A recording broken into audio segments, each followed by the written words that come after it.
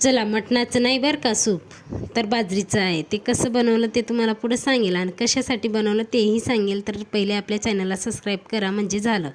तर चला, नमस्कार, श्री स्वामी समर्थ.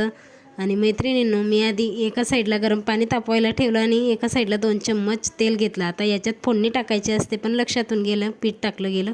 पण काही हरकत नाही, भाजून साईडला काढलं, नॉर्मल भाजलेलं होतं. आणि त्याच्यात लसूण, अद्रक आणि जिरेची फोडणी टाकली. आता पेस्ट केलेली होती मी आधीच, ते टाकलं आणि थोडीशी मोहरी टाकली आणि त्यानंतर जे पीठ आपण नॉर्मल भाजलेलं होतं तेही टाकलं. आता हे कशासाठी, तर आपल्याला सर्दी, खोकला, ताप असला आणि काही खाऊ वाटत नाही तर हे सूप बनवून पिलं तर एकच नंबर. आणि आरामसुद्धा पडतो घशाला आणि सर्दीलासुद्धा आणि छान फ्रेश वाटतं.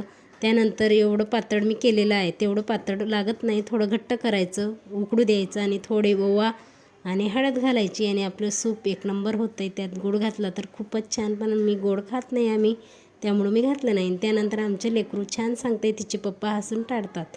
असं तुमच्या घरी पण आहे का? नक्की सांगा. बाय.